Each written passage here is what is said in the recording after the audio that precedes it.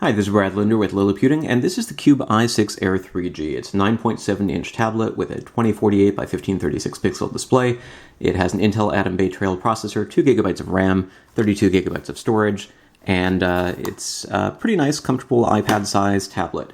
Now, as you can see, it's running Google Android 4.4 KitKat software here, but what makes this special is that it's also a dual OS tablet. It also has Windows 8.1, and you can switch between operating systems just by hitting that little OS switch button, which I will show you in a few minutes. First, let's take a quick look at what you can do in Android. Now, it's got access to all of your sort of regular Android applications, and you've got access to the full Google Play Store. Just off the bat here, I want to say that my Wi-Fi up here is not the strongest. It does get a signal in my third floor office, whereas some devices with weaker wireless cards don't, but it's not as fast as it could be up here, so certain things might not look as quick as they could. So we've got the Google Play Store. I've installed a number of different apps. We've got the Marvel Unlimited app here, which we can use to read comic books. And the display, it's a high-resolution screen, looks pretty good for reading things. Now, it's kind of hard to tell from here, but one thing that I've noticed is that it can look a little bit grainy if you look up close, and I think that has more to do with the coating. It's probably some sort of anti-glare coating, although as you can see, there's still plenty of glare. But it is a sharp, good-looking screen that works well for videos, pictures, etc., and also for gaming.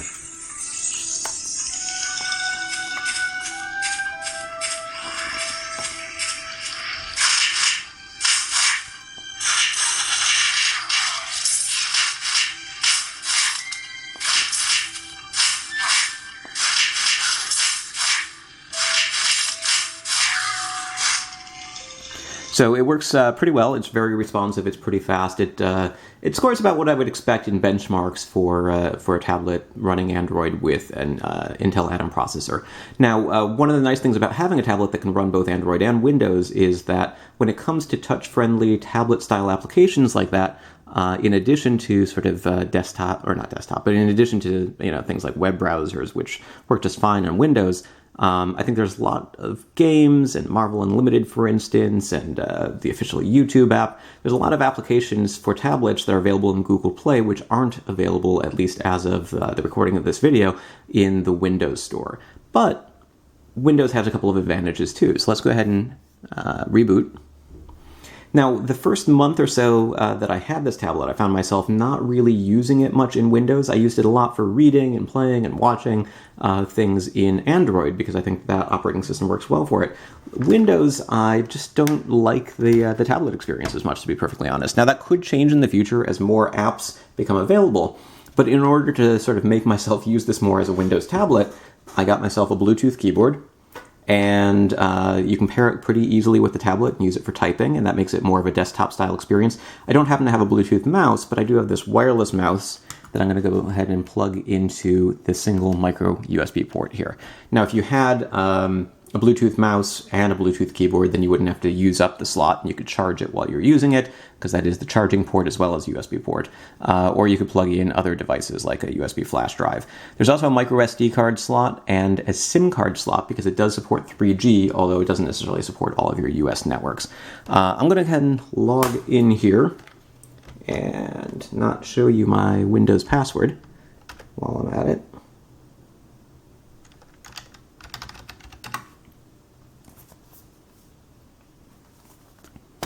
And again, you can see that we've got this the Windows experience here, which is designed for touchscreens in terms of the Start menu. And it does have access to the Windows Store, and you can download applications. And as Windows 10 becomes available in the future, Microsoft really is courting developers of mobile applications to try to bring Android and iOS apps and other things to the Windows Store. And there's a fair number of apps in here. It's just that I've been using Android for a number of years, and many of the apps that I really want to be using on tablets are available for Android, so it's nice to have that option. But anyway, so let's go ahead and minimize or close that, switch to desktop, and now you can see that with a keyboard and mouse, we can treat it like a general desktop or laptop style computer. So let's go ahead and open up Google Chrome. Now, you can use web browsers in Android, but when you use them in Windows, it's a little bit different in that it's easier for me to make typos now. Now we have access to running it in a small movable window. We can run it in full screen. Again, the Wi-Fi is faster in other rooms in my house than it is here, but this is where we're shooting the video. I could do multiple windows side by side.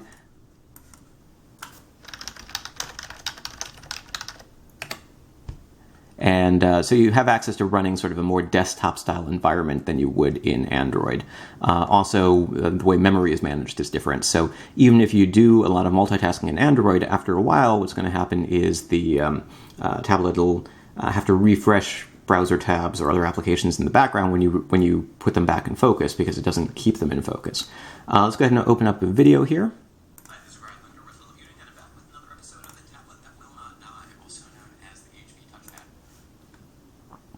Probably shouldn't skip around, but okay, there we go. You can see the viewing angles are pretty good. Let's go ahead and see if we can brighten the screen a little bit. Viewing angles are pretty good. It's an IPS display, so it should look good from different angles. We can watch in full screen. Now, in terms of performance, as I mentioned, when running Android, it performs about the way I would expect. It actually is faster than I would expect for a Windows computer with an Intel Atom processor. You can find more details in our full review at Liliputing.com, but what I've noticed is when I'm doing things like transcoding videos, using Handbrake or Virtual Dub or other applications, it actually finishes it more quickly than any other Intel Atom-based system that I've tried. It comes closer to something like a Core i3 Haswell-based system.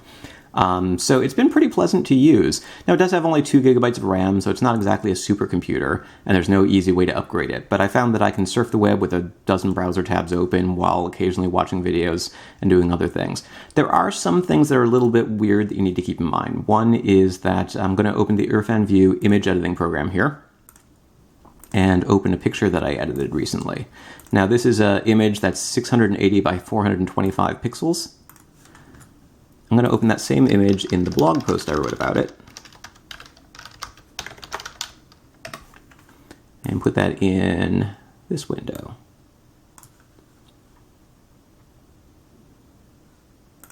And this is to show that different Windows apps treat DPI or dots per inch scaling differently.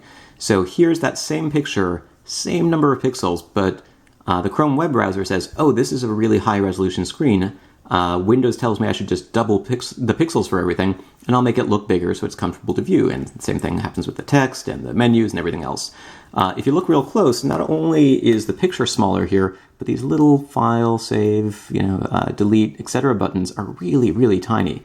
Same thing happens with the GIMP image editing program. It's almost too small to use.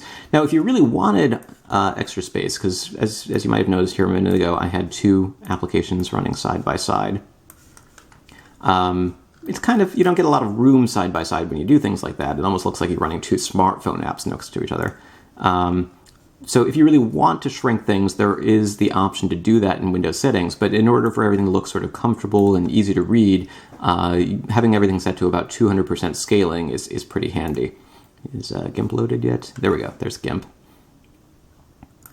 And again, let's go ahead and open that same picture, and you'll see how small it is. Now we can zoom in on the picture, make it, say, 400% or 200%, but all of these little toolbar menus are really, really tiny, which can be difficult to use unless you're holding the tablet right to your nose. Let's go ahead and go and take a look at the screen resolution settings, and there's an option to make text and other items larger or smaller, and if right now it's at the largest. If I shrink it all the way to the smallest, you'll see everything gets really, really tiny. So here's YouTube with tiny, tiny text. And this is treating the 2048 by 1536 pixel display like a big screen 2048 by 1536. But it can make it kind of difficult to see what's happening. The second to largest setting is a little bit better. And so if you really wanted things to look a little bit more visible, then, that's not so bad. But for the most part, in order to keep things comfortable, I've kept it at the largest setting. So that's one thing to keep in mind when you're using Windows on this device, is that you either have large items that don't have a lot of screen space, because it's like having a virtual 1024 by 768 pixel display, where you shrink things. But some applications don't really care what your Windows settings are, and they give you tiny buttons no matter what. Another thing to keep in mind is that there's 2 operating systems on just 32 gigs of internal storage, and so that means that if you look at the Windows free space here, with not that many applications installed, I've got less than 10 gigabytes of free space, and it only thinks that the hard drive, or the solid-state drive, is 17.5 gigabytes. If you switch over to Android, it only has 32 gigabytes of free space. It only has 4 gigabytes of free space out of that 32. That's not a lot of room for applications and media and other things. So only about 10 gigs free here, about 4 gigs free in Android. That's sort of one of the downsides of having this dual OS system when you're trying to cram both operating systems into a small device. Now, there is a micro SD card slot, so you can install removable storage, and that's next to the SIM card slot, which you can use for a 3G card volume, and power buttons over here, and that's about it.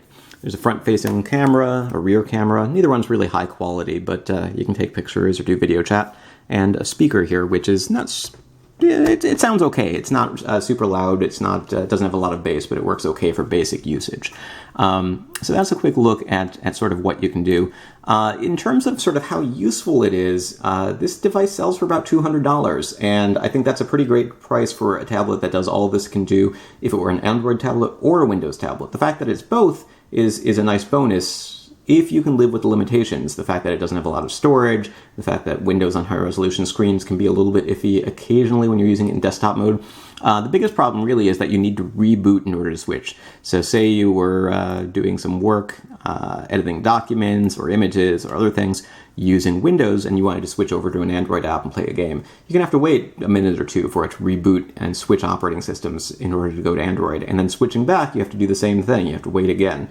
So it's kind of like having 2 separate tablets for the price of one, which is nice, but it's not exactly the same thing as just having a Windows tablet that can run Android apps or an Android tablet that can run Windows apps. So it really is 2 different operating systems, gives you 2 different experiences, but with shared hardware. So it's cheaper than buying 2 different tablets. So I think it's an interesting device. Gets decent performance. It's got a great price, and it sells for about $200. It's available in China, but you can buy it from geekbuying.com or other sites that ship overseas. Geekbuying is the site that provided me with this review unit, so that's why I'm mentioning them by name. Another weird thing that's a little bit quirky is that when you reboot, it messes with the clock. For some reason, it's 2 o'clock or 2:20, but it thinks that it's 7:20. I can go in, I can reset the clock in Windows, but when I reboot to Android and back to Windows, it'll be off by about 4 hours or 5 hours again. I'm not really sure why it does that, but it does that. So that's another thing to keep in mind. So it's a little bit quirky in a couple of ways, but overall it's an interesting device, and it sort of shows what's possible with dual operating systems. If you know which operating system you want and you only want that one, then I'm not sure I would recommend dual OS, because there are sort of those weird quirks. But if you want 2 tablets in the price of one, then I think the Cube i6 Air 3G is an interesting option. And I forgot to mention this earlier, it gets about 6 to 7 hours of battery life. I don't feel like editing that back into the review, so I'll just place it at the end. This is Brad Linder with Liliputing, and a look at the Cube i6 Air 3G dual boot, dual OS, Android and Windows tablet. And the last thing I'll show you is the inside Q2S software here, which there's a configuration utility in Windows, and in order to switch operating systems in Android, you just pulled down from the top and clicked OS switch. Here, there's a little button on the bottom that says dual OS switcher. There's no way to go back once you hit it, so I'm going to hit it. It'll start to reboot, and I'll just turn off the camera. You're about to be signed out, close, and it's rebooting.